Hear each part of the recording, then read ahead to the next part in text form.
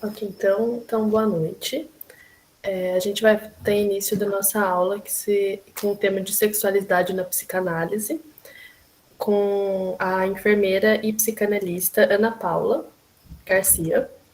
E eu vou fazer essa apresentação, professora, que a Ana Paula ela possui graduação em enfermagem pela Universidade Estadual de Campinas, tem graduação em licenciatura também, fez mestrado também pela Unicamp, doutorado em Ciências da Saúde também pela Unicamp, e atualmente é enfermeira na Universidade Estadual de Campinas. Então, ela tem experiência na área de enfermagem, com ênfase na enfermagem psiquiátrica, e atua principalmente nos seguintes temas, que é a enfermagem psiquiátrica, cuidados de enfermagem, saúde mental, saúde da família e processo de trabalho.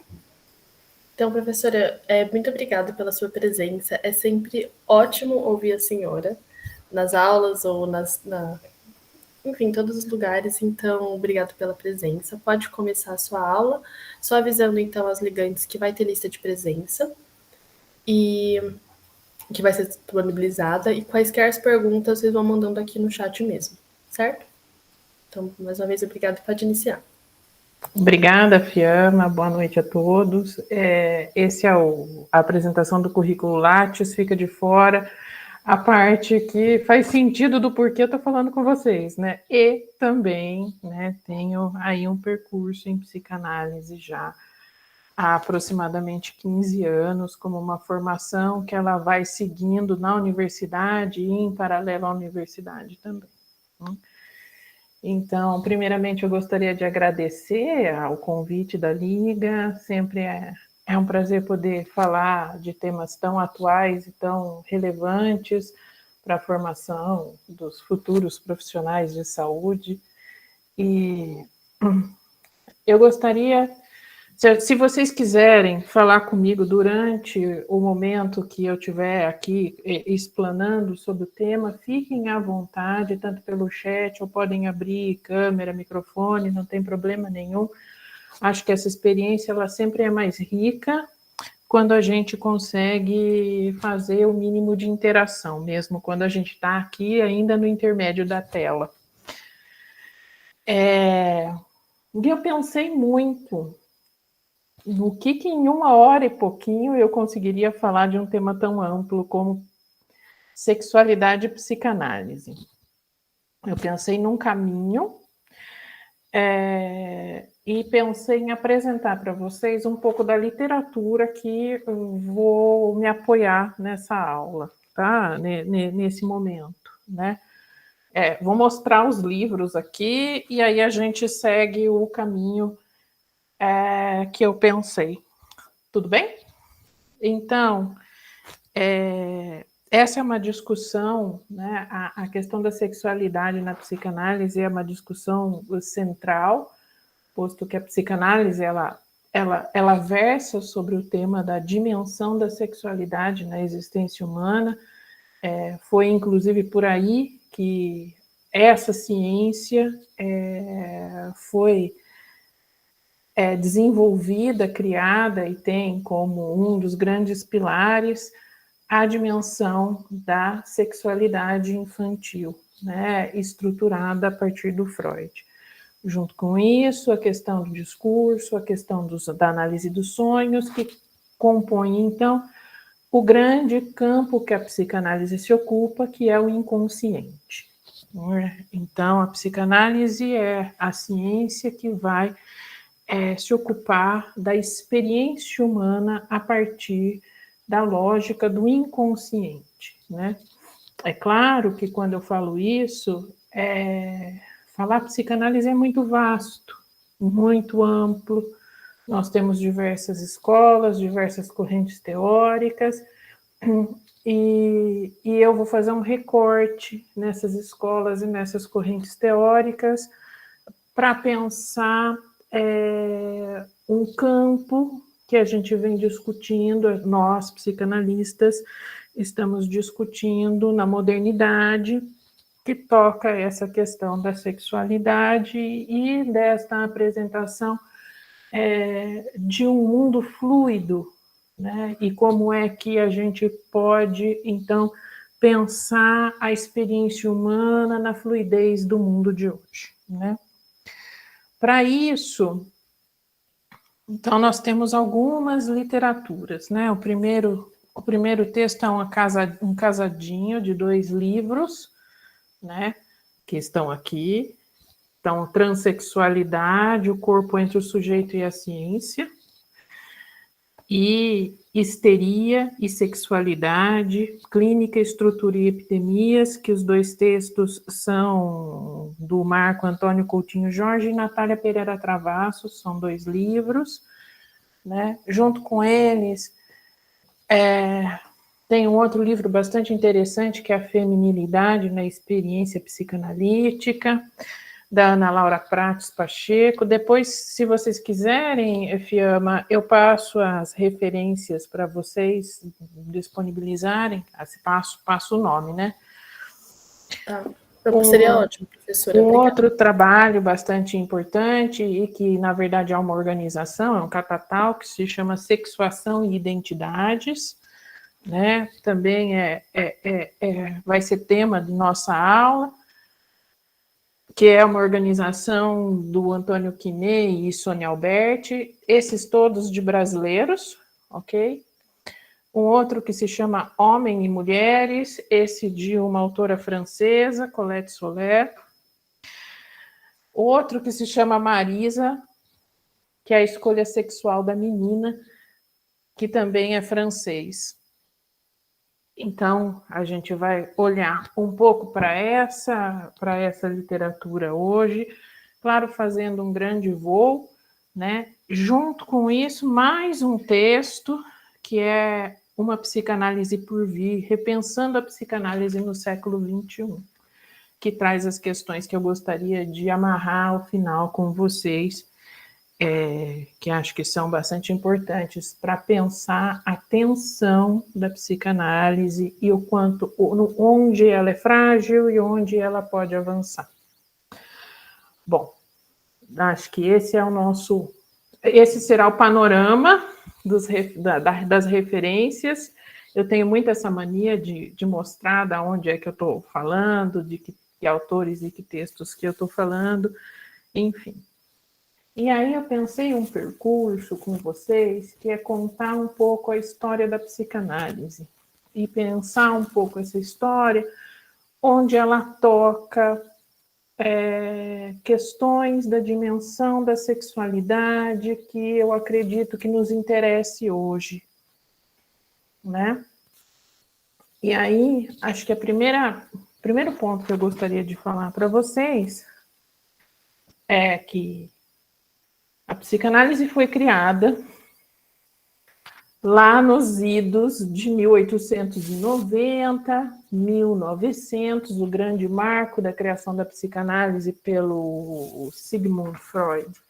Acontece com um grande livro que se chama A Interpretação dos Sonhos, que é de 1900, né, que o Freud traz, então, uma certa leitura de que a experiência humana ela é além daquilo que é possível a gente marcar pela razão, além daquilo que é possível a gente demarcar pela nossa cognição, e que nós somos seres determinados inconscientemente, mas que esse inconsciente tem uma lógica e uma estrutura, e é possível acessá-lo a partir daquelas formações do inconsciente, e uma das vias régias para acesso do inconsciente são os sonhos, né? Então, ele traz um grande tratado de como esse momento, né, de sono, que tem uma forte atividade cerebral, que se chama sonho, organiza e determina também a existência de vigília consciente da gente, né? Só que Freud, ele era um cientista, ele era um médico, neurologista, esses que, se a gente for colocar hoje, né, transplantar assim, a história do Freud para os mundos atuais, seria um cientista de bancada, né, um neurocientista, que à época estava estudando estímulos elétricos e tentando fazer ali o percurso neuronal em lulas, moluscos, enfim, né? E num determinado momento da vida dele, ele, como um médico judeu, nos idos de finalzinho de 1800, começo de 1900, ainda não tinha estourado as duas grandes guerras, mas ele era um médico judeu de uma família de comerciantes que teve muita dificuldade de se sustentar, porque na Europa já tinha essa questão da exclusão e do antissemitismo. Depois a gente conhece a história do que vai acontecer com a escalada da Segunda Guerra e o que se faz com a diferença. No caso, aí os judeus estavam colocados nesse lugar de extrema diferença a ser aniquilada. Então, Freud é um judeu, é um médico judeu. Enfim, e ele começa a clinicar. Ele começa, em parceria de um outro neurologista, psiquiatra bastante expressivo na época, a clinicar. E o que ele encontrou na clínica, quando ele ia ouvir as pessoas e o mal que as acometia, e a gente tem que lembrar que, então, a gente ainda não tinha desenvolvimento dos psicofármacos. Os psicofármacos vão começar a nascer na década de 40, 50, do século 20, dos idos de 1940 e 50, Então, a neurologia e a psiquiatria ainda tinham, assim, um outro tipo de articulação, e Freud vai migrando, então, dessa ciência de bancada para o atendimento clínico, que era o seguinte: na grande parte do tempo, ouvir os pacientes e fazer ali um tratamento apoiado em terapias ainda muito arcaicas na questão das medicações. E o Freud descobriu uma coisa, que muitas mulheres, principalmente mulheres, então a gente está lá em 1900, ok? Muitas mulheres iam aos consultórios com sofrimento e se queixavam de paralisias, afonias, de dificuldades que faziam, assim, uma interseção entre um sofrimento, naquela época, da mente, da alma, chamava-se assim, e um sofrimento físico, E aí, o Freud fez uma seguinte descoberta e opção. E isso eu gostaria que vocês marcassem,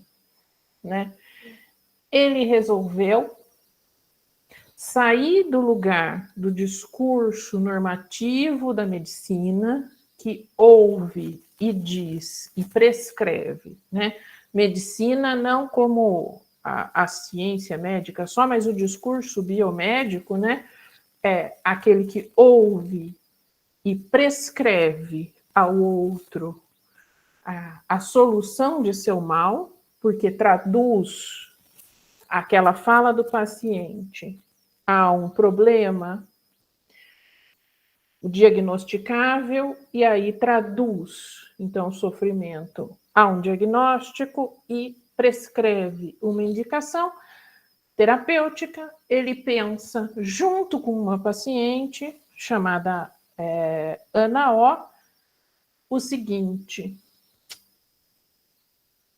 você precisa falar. E ela era uma paciente bastante voluntariosa, uma mulher bastante voluntariosa, para a época. Ela diz a ele: olha, eu melhoro quando eu venho aqui e falo. Falo que me vem à cabeça. Ela chamava isso de limpeza da chaminé. Como que se tivesse uma chaminé entupida de fuligens, e ela começasse a falar e desse alguma certa limpeza ali. Freud ouve isso e faz uma aposta que, para a época, é muito progressista. Que é, então, pois bem, fale. Então, este homem, ele compõe uma ciência dando voz a mulheres histéricas e loucas da época. Agora vamos ver. Em 1900, o que vocês acham? Mulheres tinham lugar e voz?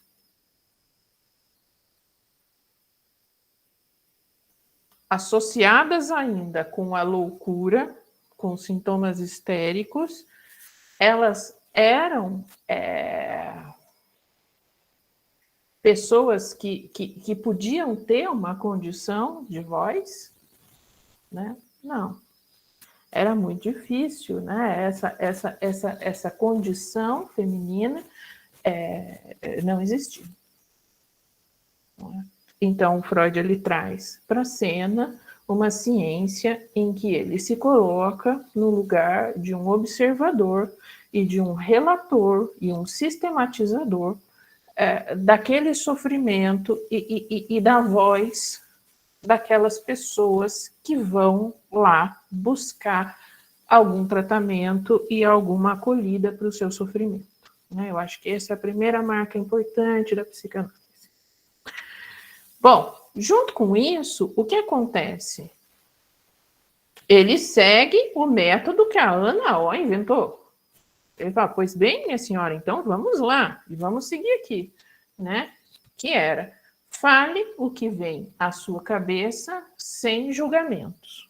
Bom, tarefa que não é muito fácil para ninguém até hoje, a gente ir falar o que a gente pensa, né? Porque a gente tem as nossas próprias censuras que são dadas, inclusive, pelo contexto histórico-social que a gente vive, né? Tem coisas que a gente até pode pensar, a gente não diz, e tem coisas que a gente não consegue nem assumir que nós pensamos, né? E isso tem uma determinação social, a dificuldade da gente reconhecer que nossos pensamentos, né, muitas vezes são pensamentos que nem a gente dá conta de admitir que a gente pensa daquele jeito, né? A gente pode pensar errado, mal, enfim, né? A gente tem julgamentos construídos socialmente. Mas o que o Freud começou a ver quando essas pessoas começam a falar? E falar livremente, né? Ele vai aí desenvolvendo estratégias técnicas, clínicas, para favorecer que as pessoas falem mais livremente, né? Ele começa a ouvir uma questão que é, olhe, né? Muitas destas pessoas se ressentem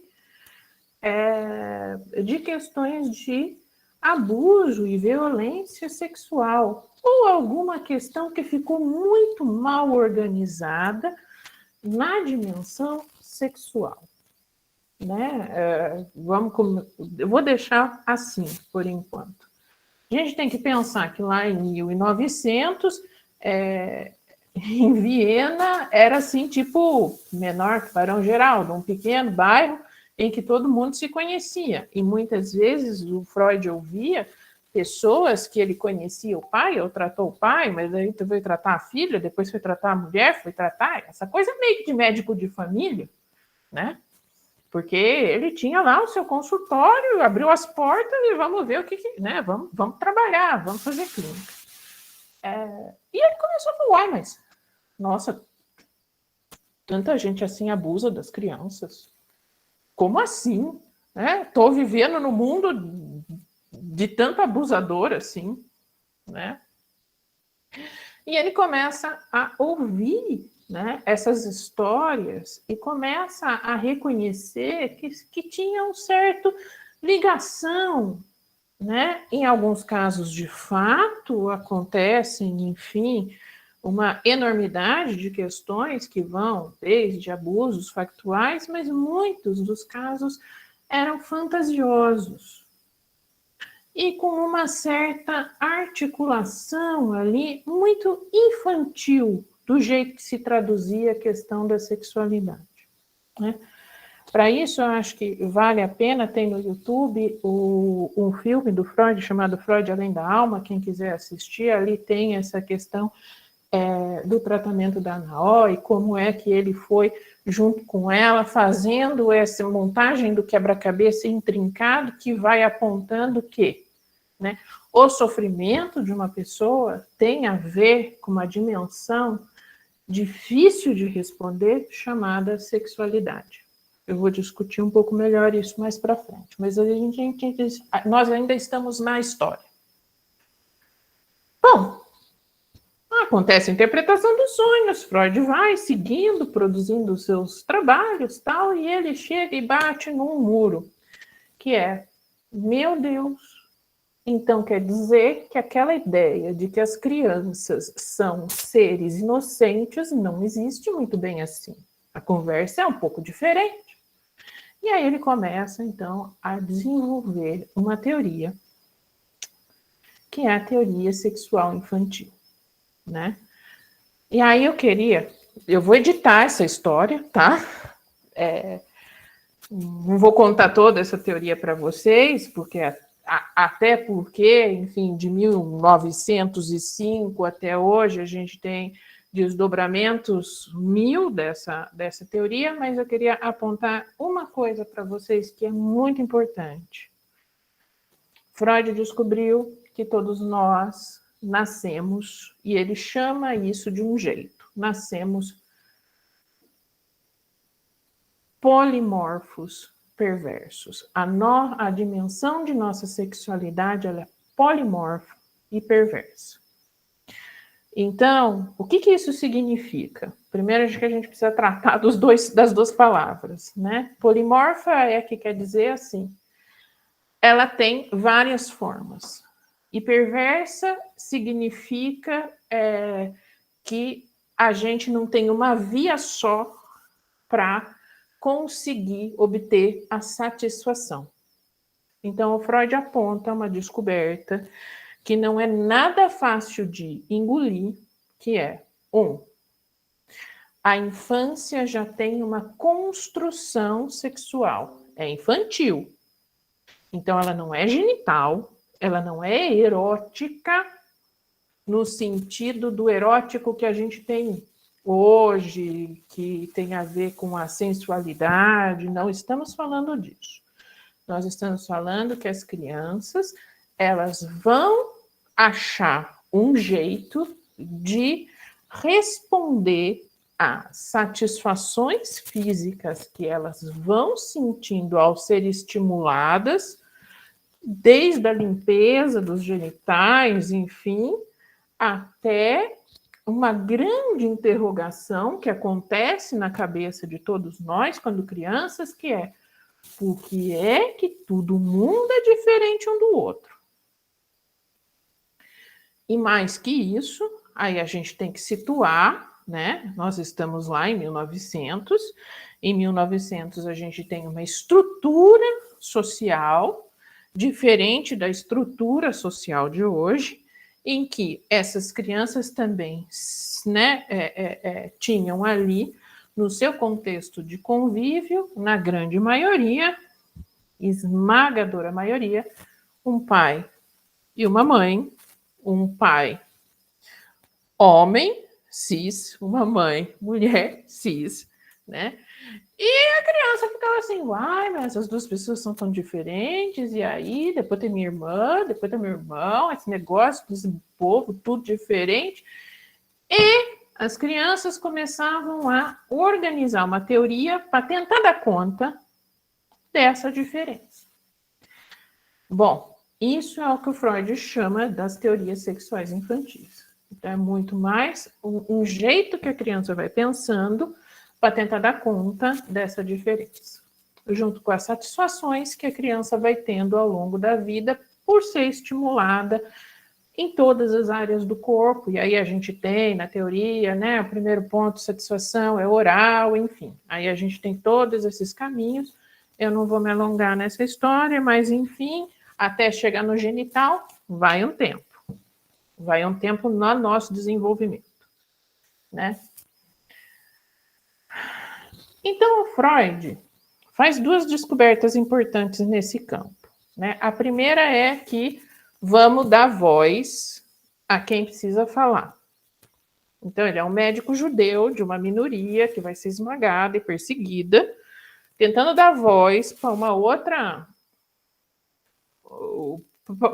população que também tinha muita dificuldade de ter voz.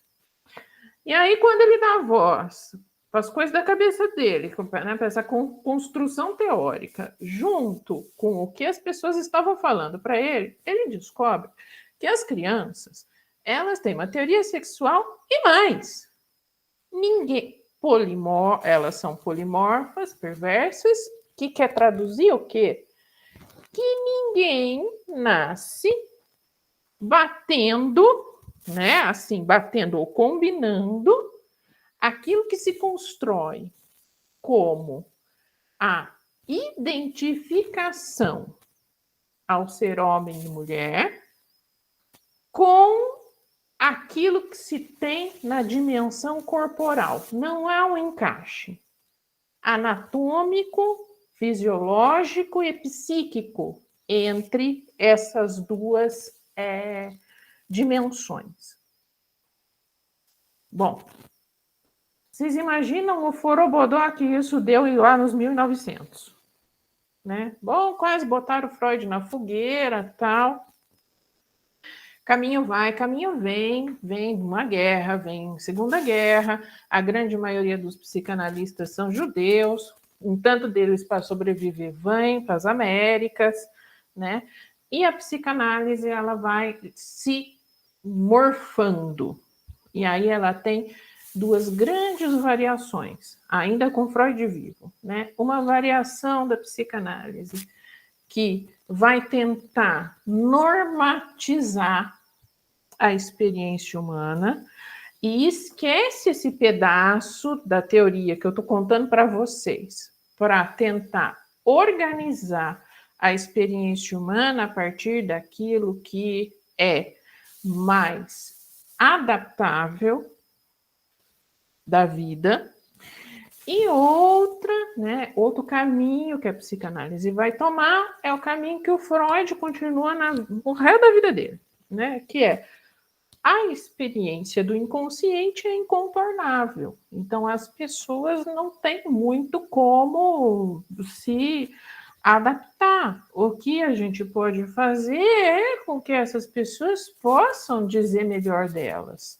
E que não tem grande tratamento ou profilaxia para aquilo que é o sujeito. Bom, e aí, com isso, Freud faz colaborações com grandes estudiosos, à época dos seus dados 1920, com os expoentes da sexologia da época, enfim, né? E vai trazendo cada vez mais para a teoria elementos como, né, a homossexualidade é uma experiência que não é patológica, posto que se a gente admite que, a princípio, né, ninguém é dado a priori em resposta do seu gênero, as mulheres é que vão conseguir falar sobre a experiência da dimensão sexual. Daqui a pouco eu explico o que eu estou falando, que é a dimensão da sexualidade, a dimensão sexual, né? São elas que vão precisar dizer, né? E aí, ao fim da vida, inclusive, em um dos textos mais finais do Freud, enfim, já pós-guerra, ele tem um texto que se chama Sexualidade Feminina, que ele fala assim, bom, tá aqui todo o meu percurso, tenho 40 anos de estudo dessa dimensão do inconsciente e tal, e eu tenho uma coisa para dizer. Eu comecei com uma questão, vou morrer com ela sem responder, que é o que quer uma mulher. Não é? Porque esse era o grande enigma para o Freud, que era um homem. Né? O que quer essa mulher? Uma mulher. Né? pensando que o nascimento da psicanálise, inclusive, foi com ele dando a voz para as mulheres, né? E o que eu posso dizer disso é que quem vai responder isso não sou eu, são as mulheres, né? E aí, inclusive, ele nomeia algumas psicanalistas nesse texto, acho que uma, se eu não me engano, e fala assim, bom, eu dou muito mais crédito para as analistas que vêm a seguir do que o que eu posso dizer, porque o que eu posso dizer é muito pouco sobre isso, né? Então, a gente tem esse recorte da obra do Freud. Junto com esse recorte, a gente tem que lembrar que o Freud é um homem da sua época. Então, a gente tem toda a questão do Édipo, a gente tem a questão do pênis, porque é o jeito e o recurso da época que ele conseguia falar dessas coisas. Então, é claro que tudo que eu estou contando, se vocês forem olhar algumas pessoas falando, vão falar, mas o Freud é um falocêntrico. Bom, ele é um homem da sua época. Então, a gente precisa ali olhar para a psicanálise como um recorte daquele momento e daquela época, né? Sim, né? Ele tem toda uma discussão do complexo de Édipo, que se dá em uma etapa para os homens, as mulheres precisam de uma segunda etapa, portanto, menos evoluídas, mais evoluídas, enfim. Pois bem, né? Então, é uma obra que, claro, tem várias leituras e abre polêmicas. Mas o que eu quero mostrar para vocês é que alguém, em 1900, meados de 1930, 1940, nos seus derradeiros estudos, aponta que não é ele, como homem, que vai dar conta de responder o que é uma mulher. É uma mulher. Faz sentido isso para vocês? Como algo muito revolucionário. Então, ele traz essa revolução a galope numa ciência que estava fazendo o quê? Estava tentando normatizar quais eram os comportamentos normais e patológicos para a experiência da sexualidade humana na psicologia. Então, ele vira e fala assim, bom, não é bem assim, a gente pode pensar que, então, nada é anormal. Tudo é uma construção psíquica, né? Eu acho que esse é o ponto que o Freud para, né? O Freud vai parar aí, né? E aí a gente também tem que pensar nesse recorte, 1930, 1940, antes até, 1910, 1920, né?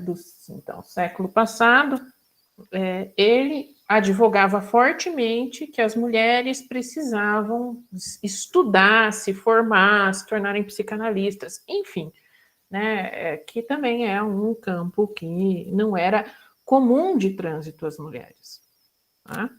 Então, eu acho que esses pontos são importantes da gente pensar a psicanálise. Bom, o mundo avança, a história continua acontecendo, eu não sei se avança para frente, para trás, enfim, nós temos movimento no mundo, né?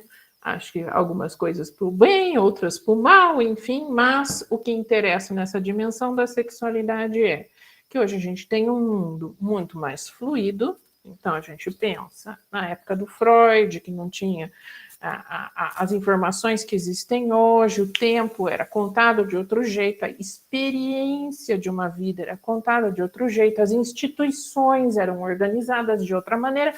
Hoje, aí eu vou usar um sociólogo e não um psicanalista para ajudar a pensar isso, né? Hoje, então, a gente tem uma sociedade muito mais fluida.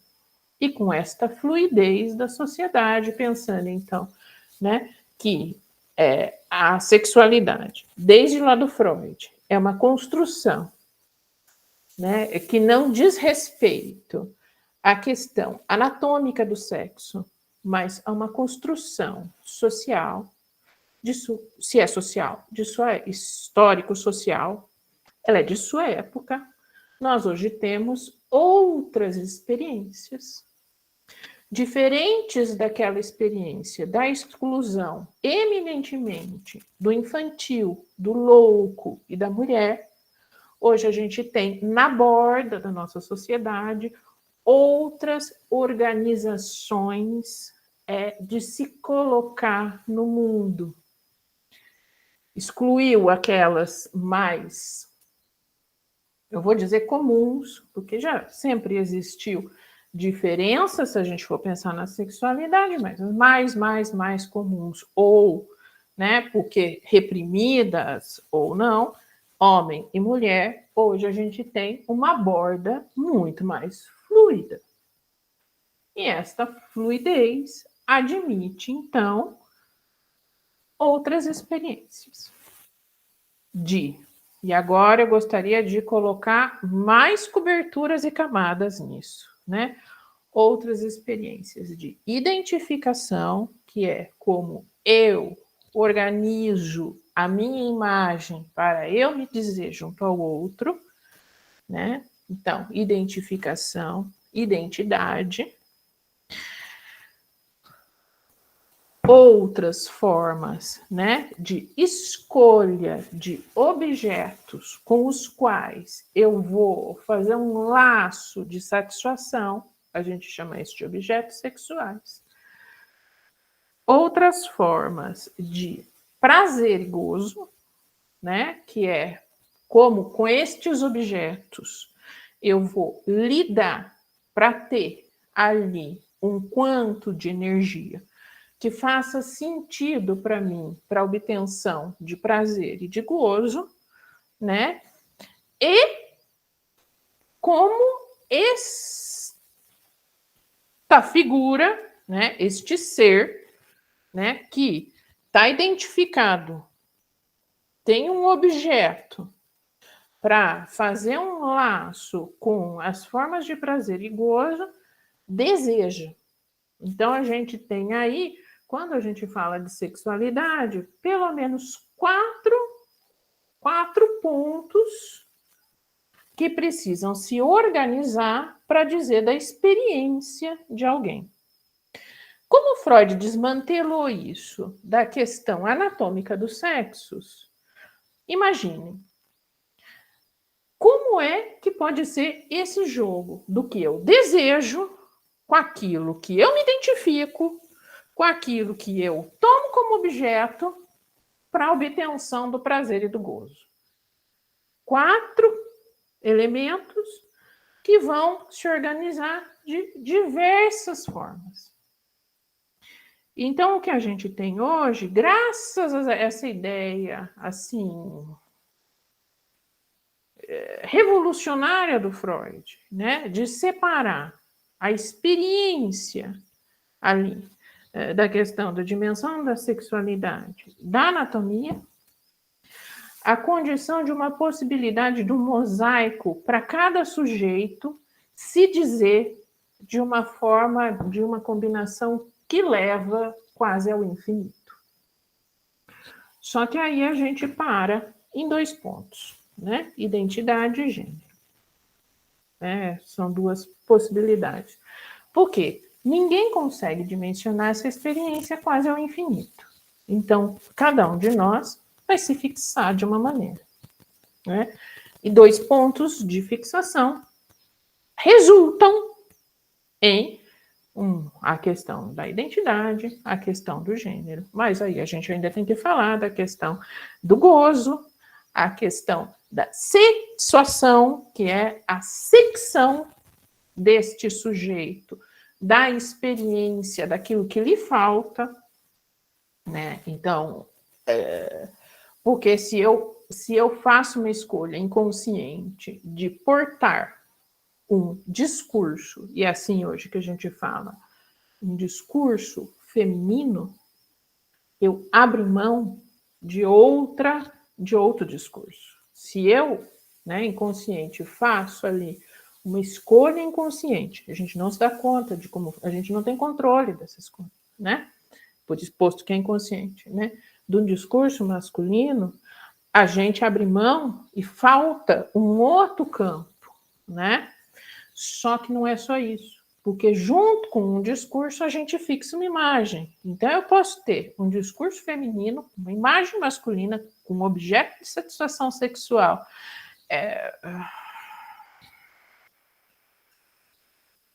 indefinido e um desejo que caminha, sei lá, por balões.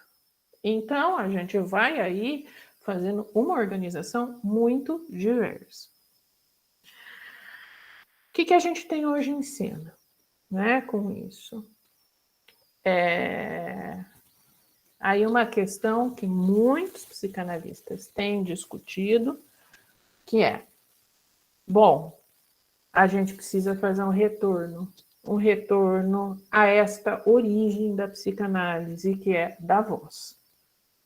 Então, hoje em dia, a gente tem muitos estudos e muitas pessoas da psicanálise que têm feito assim, um insistente movimento de que a psicanálise precisa também se diversificar, tal como Freud fez. Né? Pois bem, então vamos convidar as mulheres a se tornarem analistas.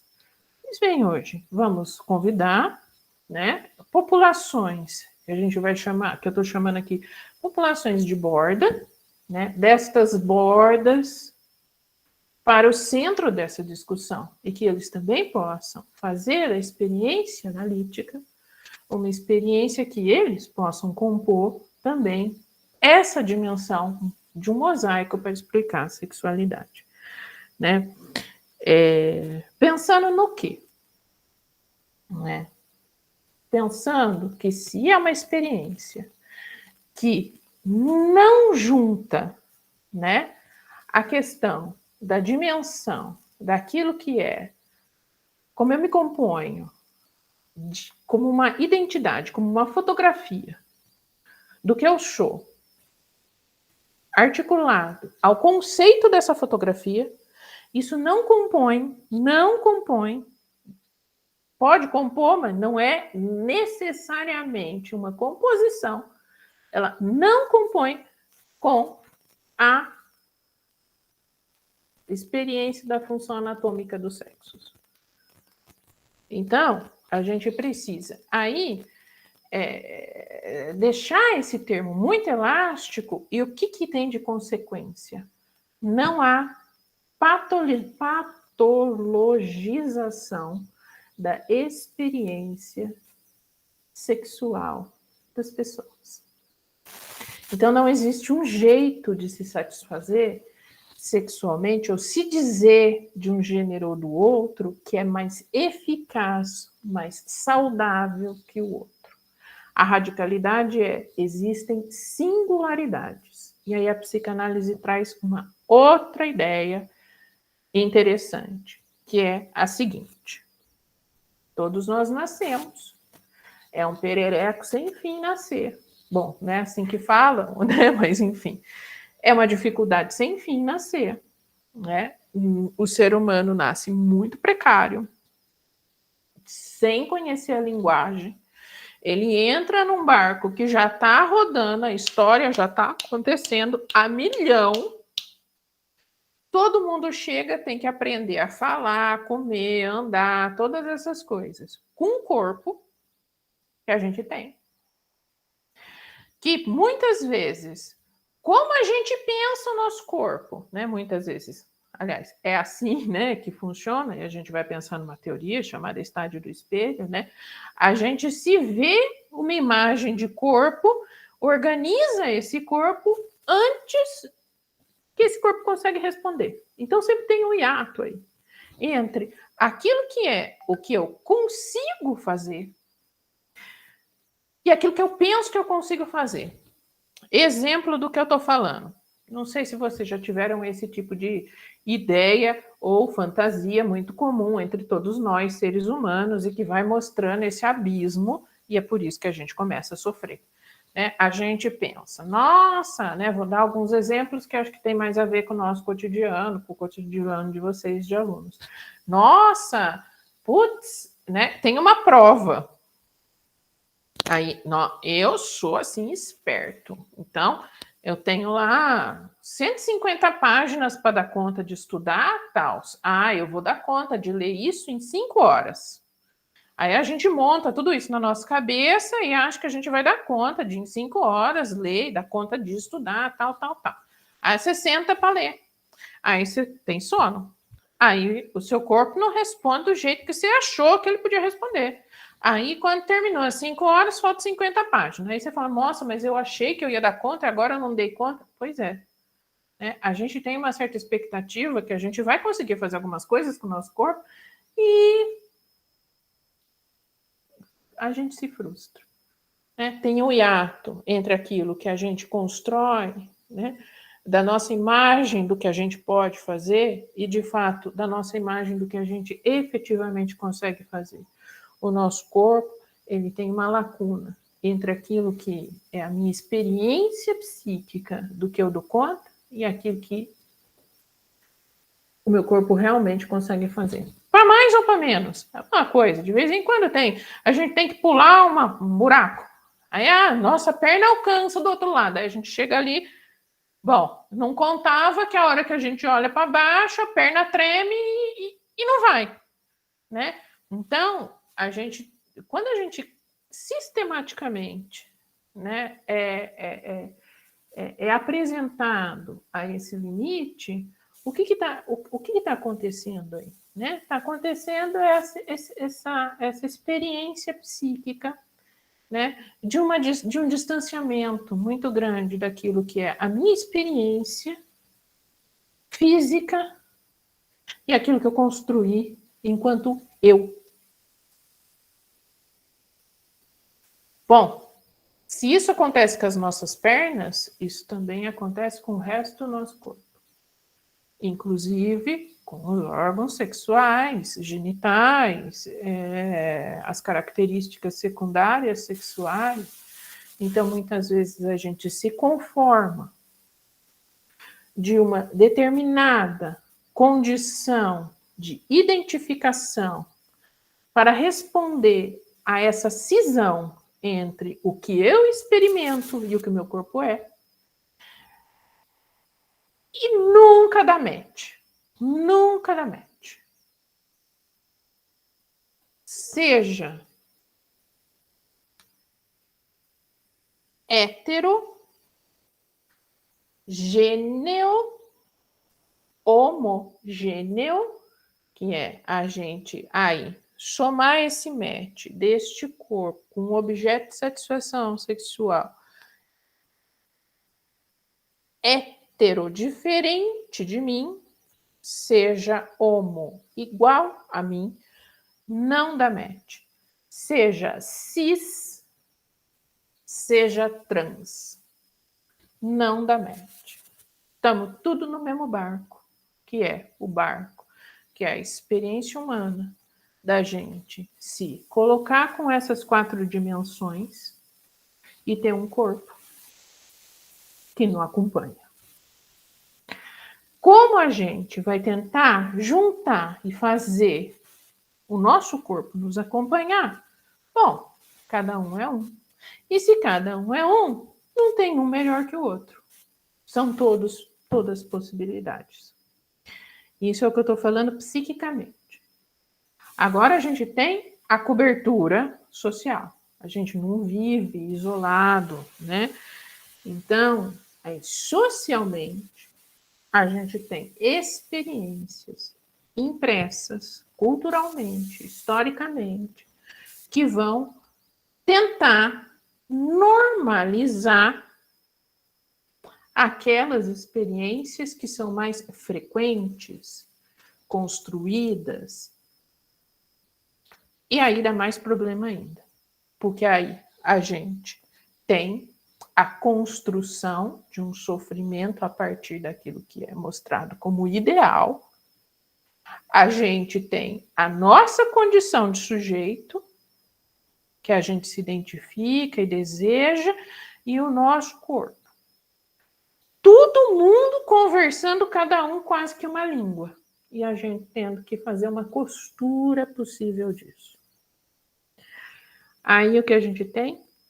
A construção histórica e social, apontando pelo próprio processo de identificação, porque a diferença né, nos causa questão, e como ser humano, questão é mais gasto psíquico, então eu não quero me haver, eu tenho então a construção de normatizações que vão suprimindo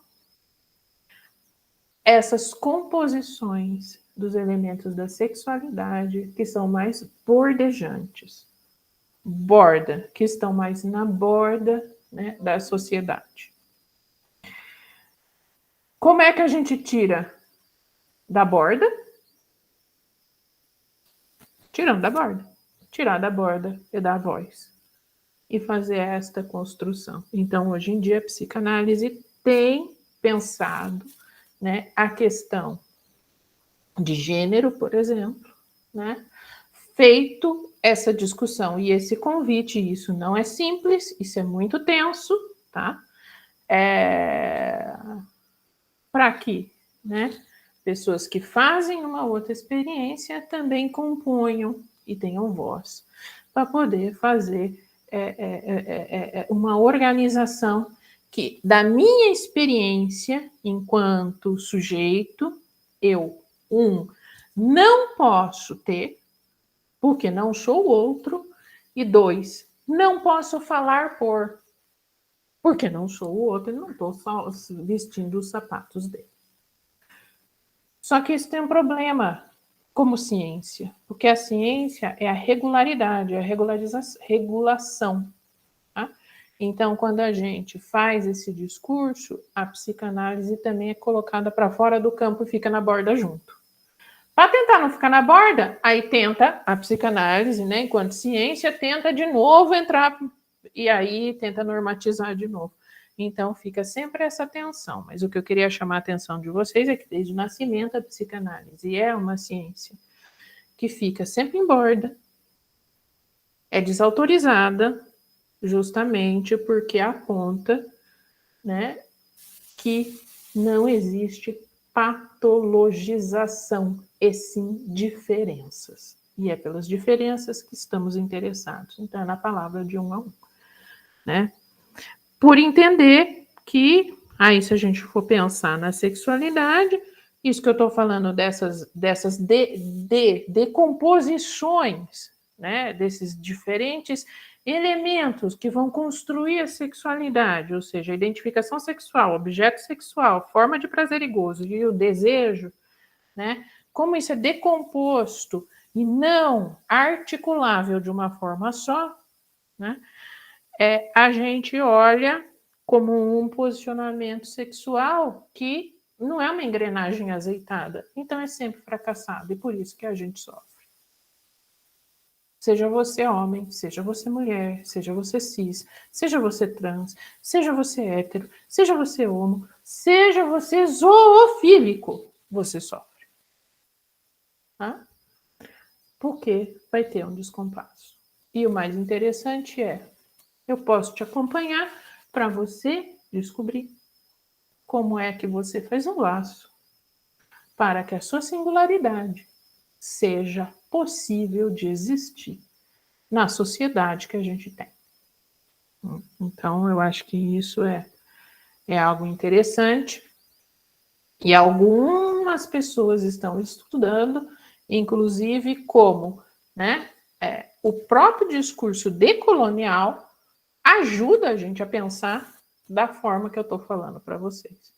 Então, daí são outros campos que vão fazendo um laço com a psicanálise, né, e que vão pensando um pouco estes elementos, né.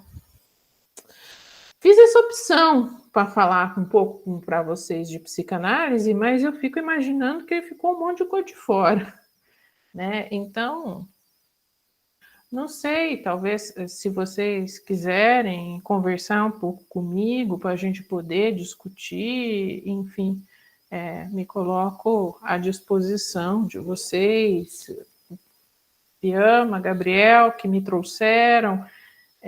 Se vocês querem que eu evolua alguma coisa ou diga mais alguma coisa, detalhe alguma coisa, também fiquem à vontade.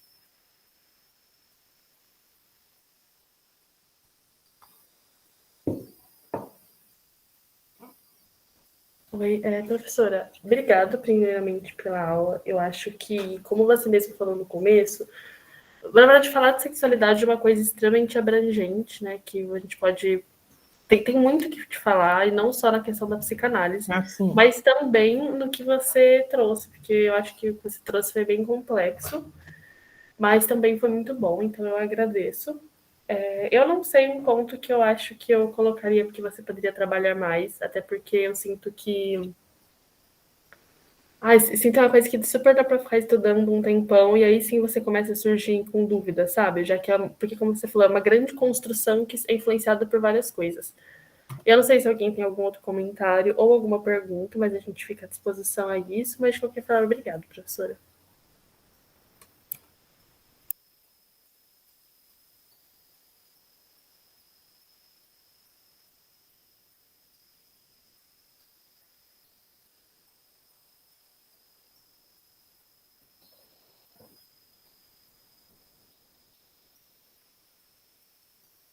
Inclusive, professora, se você puder disponibilizar os livros que você sim. ministra, Depois eu digito e te mando, pode ser? pode, obrigada. Aí Porque eu aí compartilha para a gente faço conseguir isso, sim. pensar melhor para falar, tá bom? Sim. Eu acho que, gente, eu fiz uma opção de não trazer muito os porquês e os conceitos, né? Então, tudo isso que eu vou falando tem muitos conceitos que vão se organizando a partir daí. Então, né, a estrito senso, quando a gente pensa, né, na sexualidade, a gente vai pensar, então, nessa forma que o sujeito vai arranjar de fazer uma certa sincronia, né, entre aquilo que é da experiência real do corpo dele e aquilo que é da experiência simbólica e identificatória desse corpo. Né? Quando eu falo isso, eu estou falando de 3 registros articulados, né? Um registro que é real, um registro que é simbólico e um registro que é imaginário. Isso já é uma outra parte da teoria, desenvolvida por um outro psicanalista. Saímos do Freud, fomos para Lacan, Jacques Lacan, né? Que vai trazer essa questão. E como é que a gente organiza, né, aquilo que é real do corpo, aquilo que é simbólico e aquilo que é imaginário. Se a gente for pensar, grosso modo, o imaginário é onde moram as nossas identificações. Né? A nossa identidade, ela está organizada ali, né? Como umas fotografias que a gente tem de nós mesmos. Né? Que é sempre esse exercício. Se vocês fecharem os olhos de vocês, vocês vão ter uma imagem de vocês. Mas a complexidade humana é tão bacana que, de fato, pensem, a gente não consegue nos ver de forma autoral com os nossos próprios olhos. Né? Então, pensem, quando vocês fecham os olhos, o que vocês veem é uma figura de frente para vocês. O que é impossível da gente fazer com os nossos próprios olhos, porque os nossos próprios olhos não alcançam a nossa cara. Então, a gente, quando cria uma imagem, a gente cria uma imagem de uma construção, de uma fotografia ou de um simulacro daquilo que somos nós. Nunca somos nós. E isso ele é organizado não só por imagens que a gente vai vendo no espelho, mas por falas, que é o tal do simbólico, por falas. Então, todo mundo aqui vai ter uma história de ter sido o filho preferido, aquele que nasceu e se chamou Enzo, e todos os Enzos do planeta são terríveis, né? Teve uma época, acho que há uns 5, 6 anos atrás, que quando alguém falava assim, vou dar o nome de Enzo para o meu filho, vinha 20 pessoas e falava, não faça isso, todos os Enzos são terríveis, são crianças traquinas. Então, daí o Enzo nasce. Aí os pais, a família começa a falar: olha, quando você nasceu, fulano falou que Enzo era traquina. Então, essa imagem, que é uma fotografia, ela é um bolo, um alinhavado de figura E desse tipo de mandatário, no meio desse tipo de mandatário, a gente tem as formas com que as pessoas nos amaram ou nos repeliram.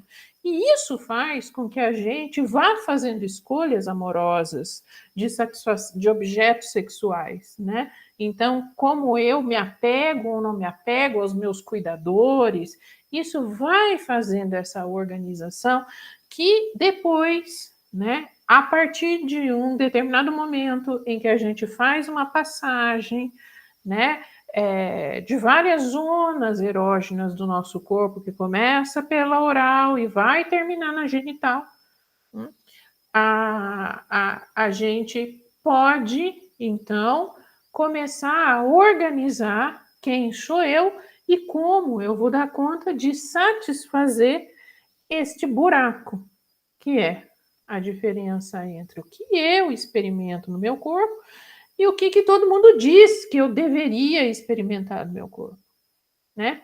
E aí na clínica a gente encontra construções muito bonitas, mas também muito difíceis que atravessam o social. Por exemplo, experiências da localização da homossexualidade em que o sujeito ele não sofre porque ele é homossexual, mas ele sofre dos reverberamentos daquilo que foi dito a ele como impossível dessa estrutura. E dessa estrutura que ele se compõe. E aí tem toda uma reconstrução narrativa, posto que a psicanálise, né, é a cura pela palavra, de como essa pessoa ela pode ali fazer uma aliança entre aquilo tudo que historicamente foi dito para ela no seu mito individual, desde o nascimento, e aquilo que ela pôde fazer com isso. E que talvez não seja um defeito, mas que foi o que ela pôde fazer com isso. E que pode ser algo muito interessante, muito bonito, né? Então, e isso, pense, multiplicado em narrativa por narrativa, cada vez que a gente faz o encontro com alguém. Então, me parece que a psicanálise ela traz essa possibilidade de convidar todo mundo a poder, de alguma forma, fazer um laço e se autorizar com seu próprio descompasso, né? Então, é claro que eu estou falando da parte bonita, tá? A parte difícil dessa história é que desde o começo a gente tem também, né, uma parte do próprio movimento psicanalítico muito reativo a esse tipo de ideia e que faz aí discussões, como é que eu posso dizer, muito normativas, né, que corroboram, por exemplo, a questão, e aí eu vou falar algo que é mais contemporâneo nosso, a questão de que todo campo, todo o espectro da experiência trans é psicótica, né? O que seria um absurdo a gente pensar, né? Primeiro que, se a gente não tem patologização, se é de uma estrutura ou de outra, enfim, tanto faz, cada um vai ter que lidar com isso à sua maneira, né? Seja neurótico, seja psicótico, seja perverso, enfim. Mas não dá para homogeneizar e dizer este grupo de pessoas se organiza de uma determinada forma e então eles estão num determinado lugarzinho, numa determinada caixinha que a gente vai classificar, né? E que hoje em dia, enfim, esse livro que eu estava falando da transexualidade, que eu acho que é uma dimensão que a gente precisa aprender muito ainda e discutir muito, que é muito complexa, né, para as pessoas que têm essa experiência, até porque o acesso, né, a passabilidade, se a gente for pensar, ainda é feita pelo SUS. Aqui no Brasil, né, é feita pelo SUS, né, é feita por equipamentos de saúde. E se é feita por equipamentos de saúde, você justifica a partir da patologia. Né? Então, aí, você vê como essas questões elas vão tensionando, né? Porque aí é como não patologizar, como deixar de se autorizar a falar do corpo do outro quando eu estou colocando o corpo do outro num estatuto já de patológico. Patológico porque o acesso a, né? Tirando os acessos clandestinos, enfim, que daí eu acho que as pessoas, para conseguirem fazer a sua própria organização, muitas vezes fazem acessos que elas correm risco, inclusive, né? E isso tudo é delicado da gente discutir, mas, né, precisa se submeter à condição de ser normatizado e prescrito pelo outro. É muito difícil isso. O que, né, a experiência cisgênero, heterossexual, você não precisa dar satisfação. Por quê? Se um não precisa, por que o outro deveria precisar? Né? Eu acho que aí a gente está tensionando, quando eu trago essas questões, é justamente para tensionar este tipo de coisa. Senão a gente normatiza que alguns precisam se explicar, enquanto outros não. E, de fato, se a gente for pensar na lógica, quem precisa se explicar?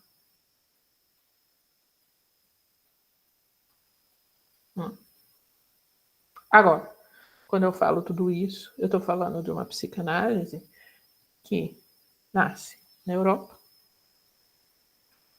ainda hoje passa, né, já passou por algumas descentralizações, então hoje tem muitas mulheres que fazem essa discussão, mas até alguns anos atrás era vetado ser analista e ser homossexual. E aí, inclusive, pautado no mesmo Freud que eu estava contando uma determinada história, né? Então, e aí a gente tem uma série de outras questões, né, que eu acho que a psicanálise ajuda a gente a pensar e mover os paradigmas psiquiátricos também, né, porque assim, né, a homossexualidade era tida como um transtorno, hoje não mais. Se é tida como um transtorno, né, como a transexualidade é tida como um transtorno, você fica nesse lugar de precisar se explicar e autorizar que o outro te regule como um comportamento normal ou não. Quando de entrada, nenhuma experiência que é da dimensão sexual, ela é normal. Não tem normal para um negócio que não se encaixa. Né? Então, acho que essa é uma reflexão disso que eu estou falando, que trazida para os tempos de hoje é uma possível reflexão. E acho que aí, se vocês quiserem comentar alguma coisa, sintam-se à vontade, senão a gente fica por aqui.